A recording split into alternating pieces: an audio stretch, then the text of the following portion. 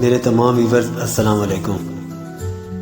دو مشہور ٹھگوں کا آپسی ٹکراؤ، یہ قدیم وقتوں کی ایک انتہائی دلچسپ اور سبق آموز داستان ہے جو آپ کو اپنے سحر میں مبتلا کر دے گی۔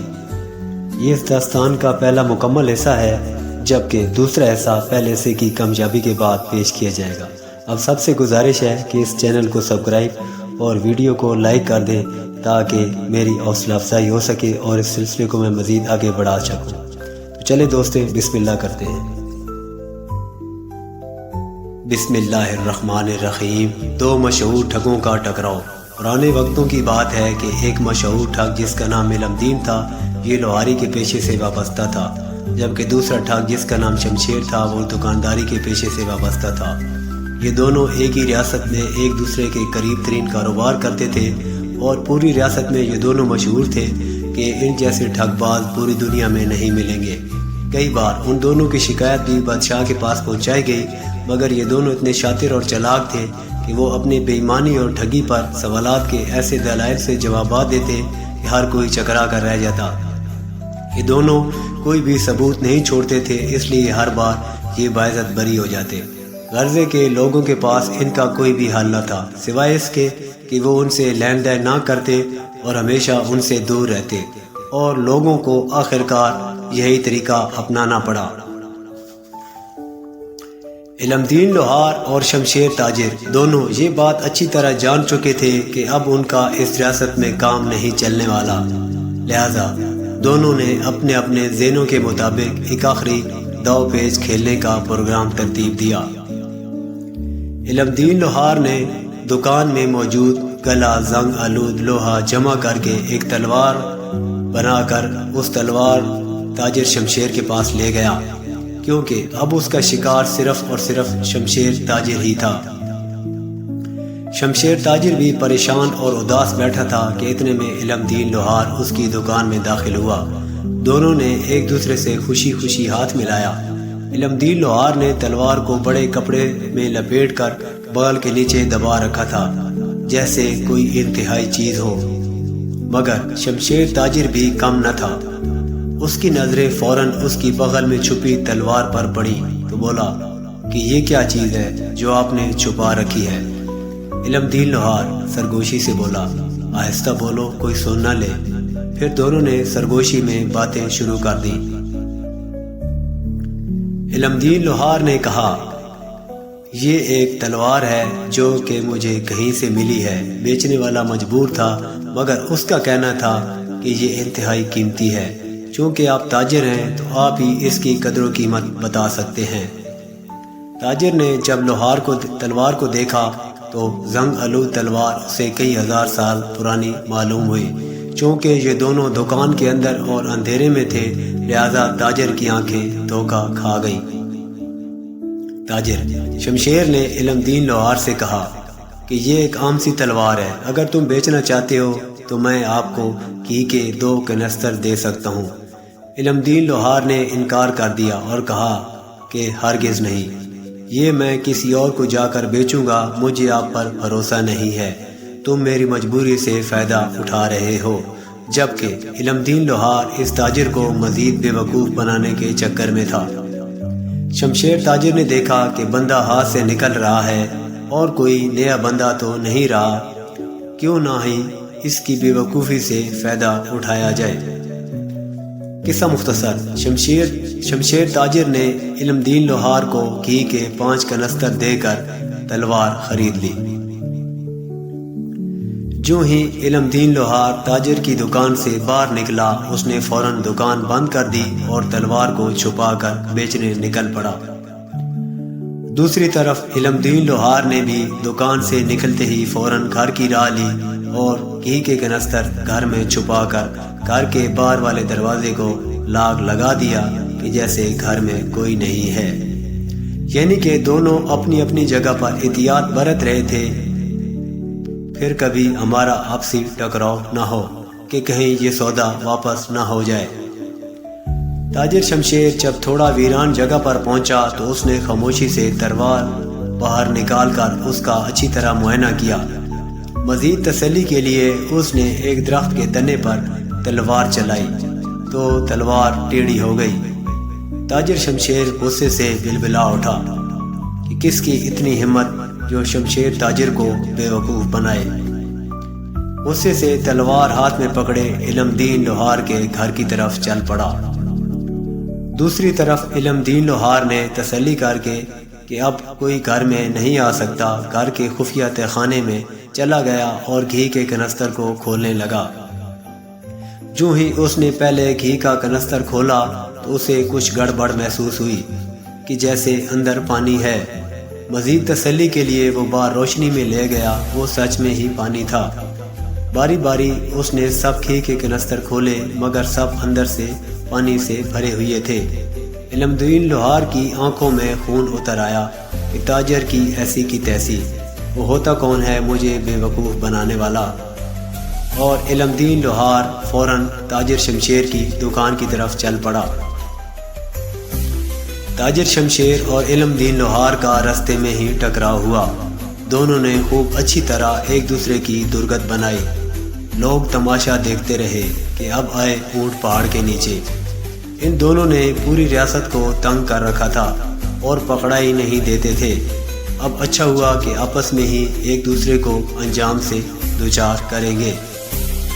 علم دین لوہار اور تاجر شمشیر دونوں نے جب لوگوں کی باتوں کی طرف متوجہ ہوئے تو دونوں نے ایک دوسرے کو آنکھ ماری کہ چلو اب بس ہوا۔ دونوں نے ہی ایک دوسرے کو بے وقوف بنایا ہے تو پھر غصہ کس بات کا؟ دونوں نے ایک دوسرے سے ہاتھ ملایا اور آنکھوں سے اشارہ کر کے الگ ہو گئے، اور دونوں نے اپنے اپنے گھروں میں جا کر سوچا کہ اب انہیں یہاں سے کسی دوسری ریاست میں چلے جانا چاہیے۔ ان دونوں نے بچا کھچا سامان باندھا اور جب دونوں گھروں سے نکلے تو دونوں کے ذہنوں میں خیال آیا۔ علم دین لوہار نے بھی سوچا کہ تاجر شمشیر کی بھی منت کر کے ساتھ لے چلتا ہوں، دونوں مل کر دوسری ریاست کے لوگوں کو لوٹیں گے، اور تاجر شمشیر بھی یہی سوچ رہا تھا۔ دونوں سامان باندھے ایک دوسرے کے گھروں کی طرف چل پڑے۔ جب دونوں کا رستے میں ٹکراؤ ہوا تو دونوں کی آنکھوں میں شرارت تھی کہ ہم دونوں ایک دوسرے سے کم نہیں۔ دونوں مسکرائے اور اگلی منزل کی جانب چل پڑے۔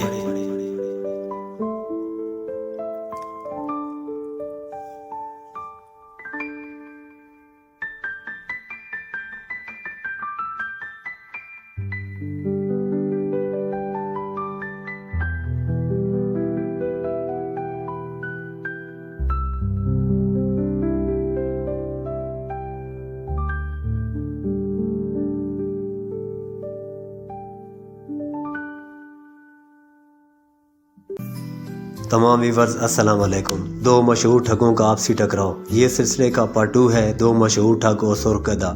یہ ایک انتہائی منفرد اور دلچسپ ٹھگوں کی داستان ہے جن کے فریب اور مکاریوں سے لوگ عاجز آ چکے تھے اور لوگ ان کے قریب بھی نہیں بھٹکتے تھے۔ ان دونوں ٹھگوں نے دوسری ریاست میں جانے کا فیصلہ تو کر لیا مگر یہ پھر بھی باز نہ آئے، اور دوران سفر بھی یہ ایک دوسرے کے ساتھ فریب اور مکاری کرتے رہے۔ آپ سب سے گزارش ہے کہ ویڈیو کو لائک اور چینل کو سبسکرائب کریں تاکہ میں سلسلے کو مزید آگے بڑھا سکوں۔ چلے دوستو بسم اللہ کرتے ہیں۔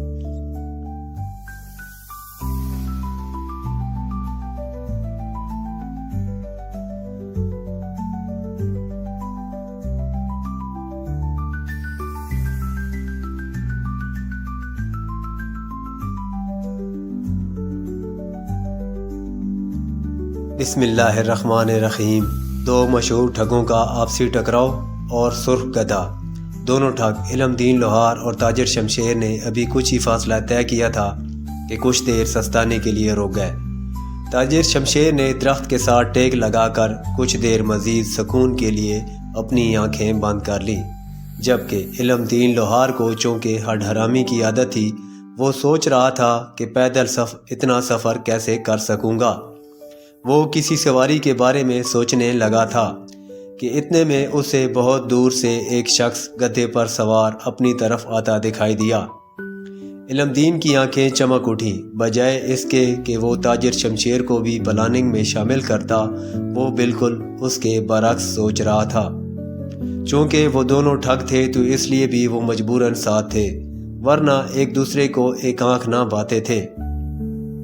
بہرحال علم دین لوہار خاموشی سے اٹھا اور گدا سوار کی جانب چل پڑا اور اسے اشارے سے ادھر ہی رکنے کا کہا تاکہ تاجر شمشیر کو بھی کچھ علم نہ ہو سکے۔ وہ گدے پر سوار مسافر چونکہ اس ریاست کا نہیں تھا، اس لیے وہ بیچارہ ادھر ہی رک گیا کہ نہ جانے کیا بات ہے۔ جب علم دین لوہار مسافر کے پاس پہنچا تو اسے گدے سے فوراً نیچے اتار کر سائیڈ پر لے گیا اور بولا کہ میں اس ریاست کا ایک سپاہی ہوں جو یہاں ڈیوٹی پر تعینات ہوں۔ کیا آپ کو معلوم ہے کہ گدے کے ساتھ اس ریاست میں داخل ہونے کا مطلب کیا ہے؟ مسافر بیچارہ حیران و پریشان ہو کر رہ گیا اور بولا کہ میں اس ریاست میں پہلی بار آیا ہوں، مجھے یہاں کے قاعدے قوانین کا کچھ بھی علم نہیں۔ برائے کرم آپ میری رہنمائی فرما دیجئے۔ علم دین لوہار نے کہا کہ اس ریاست کے بادشاہ کو بچپن میں ایک گدھے نے لات ماری تھی۔ اس وقت سے لے کر ابھی تک اس ریاست میں گدھا رکھنے یا لانے والوں کو نہ صرف تختہ دار پر لٹکا دیا جاتا ہے بلکہ ایسے مجرم کو پکڑ کر لانے والے کو بادشاہ کی طرف سے خصوصی انعام و کرام سے بھی نوازا جاتا ہے۔ آج میرا دن بہت اچھا ہے کہ زندگی میں پہلی بار ایک خطرناک مجرم میرے ہاتھ لگا ہے۔ مسافر بیچارہ اتنا پریشان ہوا کہ کانپنے لگ گیا اور علم دین لوہار کی منت سماجت کرنے لگا کہ آپ مجھے بچا لیجئے، بدلہ میں جو کچھ بھی میرے پاس ہے وہ لے جائیے۔ مگر علم دین لوہار تھا کہ کوئی سننے کو تیار نہ تھا۔ اب ایسا نہیں کہ وہ ایسا نہیں چاہتا تھا، مگر چونکہ پکا اور شاطر ٹھگ تھا، جب تک وہ اگلے بندے کو رلا نہیں دیتا تھا کچھ بھی ظاہر نہیں ہونے دیتا تھا۔ قصہ مختصر، مسافر نے اپنا گدھا اور جو کچھ بھی اس کے پاس تھا سب کچھ علم دین لوہار کے حوالے کیا اور جانے سے پہلے کہا کہ برائے کرم اتنی میرے ساتھ رعایت تو کر دیجئے کہ مجھے اس ریاست میں جانے دیجئے، چونکہ سب کچھ تو آپ کے حوالے کر دیا ہے تو اب واپسی ممکن نہیں ہے۔ علم دین لوہار نے اسے کہا کہ اب وہ بلا خوف و خطر جا سکتا ہے اور کوئی پوچھے تو بتا دینا کہ علم دین لوہار کی اجازت سے آیا ہوں۔ مسافر آگے بڑھ گیا جبکہ علم دین لوہار ادھر ہی چھپ کر تاجر شمشیر کے اٹھنے کا انتظار کرنے لگا۔ کچھ دیر کے بعد تاجر شمشیر کی آنکھ کھلی تو علم دین لوہار کو نہ پا کر ڈگمگا گیا کہ کچھ تو ضرور ہوا ہے۔ تاجر نے اپنی گٹھڑی اٹھائی اور آگے کی جانب چل پڑا۔ کچھ فاصلے کے بعد دور سے علم دین لوہار گدے پر سوار دکھائی دیا۔ تاجر شمشیر کو حیرانی ہرگز نہیں ہوئی کیونکہ وہ سمجھ چکا تھا کہ علم دین لوہار کے ہاتھ کوئی شکار لگ چکا ہے۔ وہ دونوں جب آپس میں ملے تو علم دین لوہار نے کہا کہ اس کے پاس کچھ جمع پونجی تھی، اس نے فروخت کر کے ایک گدھا اور باقی سامان وغیرہ خریدا ہے تاکہ سفر کرنے میں آسانی ہو سکے۔ تاجر شمشیر مسکرایا اور دونوں آگے بڑھ گئے، مگر اب تاجر کے دماغ میں ہلچل ہو رہی تھی کہ اب وہ کیسے شکار پر شکار کرے گا، جبکہ علم دین مزے سے گدھے پر بیٹھا چلا جا رہا تھا۔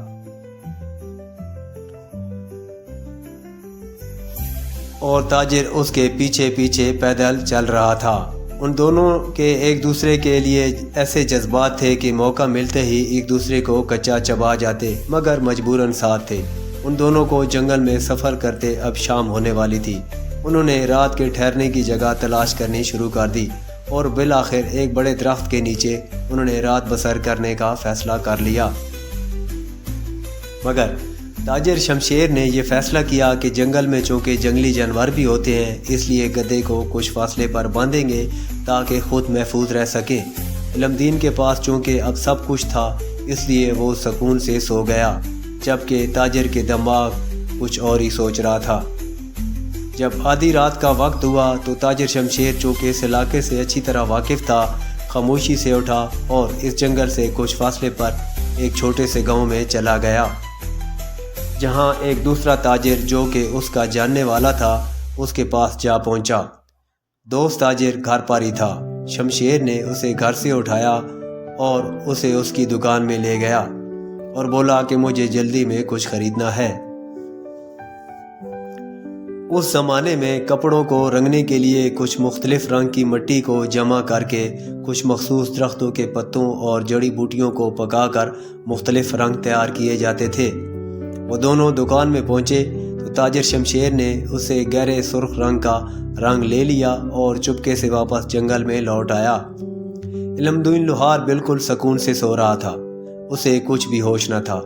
علم دین کی تسلی کرنے کے بعد کہ وہ گدھے کے پاس جا پہنچا اور اس کی کاٹھی کو اتار کر گدھے کو رنگنا شروع کر دیا۔ گدھے کو مکمل رنگنے کے بعد کاٹھی پر بھی رنگ کر دیا اور کچھ دیر رنگ کے خشک ہونے کا انتظار کیا اور گدھے کی رسی کو کاٹ دیا کہ جیسے کسی جنگلی جانور کا شکار یا خوف سے بھاگ گیا ہے۔ پوری تسلی کرنے کے بعد وہ صبح ہونے کا انتظار کرنے لگا۔ جیسے ہی صبح کا وقت قریب آیا وہ گدھے پر بیٹھا اور علم دین لوہار کے پاس جا پہنچا اور اسے اٹھا دیا کہ صبح ہو چکی ہے، اب ہمیں آگے بڑھنا چاہیے۔ علم دین لوہار ابھی نیند میں ہی تھا کہ سرخ رنگ کے گدھے کو دیکھ کر ہڑبڑا کر اٹھ بیٹھا اور پوچھا کہ یہ کہاں سے لائے ہو؟ تاجر شمشیر نے جواب دیا کہ قریب کے گاؤں میں میرے ایک تاجر سے کچھ پیسے لینے تھے، پیسے تو نہیں ملے، البتہ یہ گدھا اس نے پیسوں کے عوض میرے حوالے کر دیا ہے۔ علم دین لوہار بھی مسکرا دیا کہ جیسے وہ اس کی بات سے متفق ہو، جبکہ اندر سے وہ اسے کھا جانے والی نظروں سے دیکھ رہا تھا۔ علم دین فوراً اٹھا اور اپنے گدھے کو لینے کے لیے چل پڑا۔ جب وہ گدھے والی جگہ پر پہنچا تو گدھا غائب تھا۔ علم دین لوہار چکرا کر رہ گیا اور اپنے دماغ کے سبھی بند دروازے کھول کر کچھ نیا کرنے کا ارادہ کرنے لگا۔ جاری ہے۔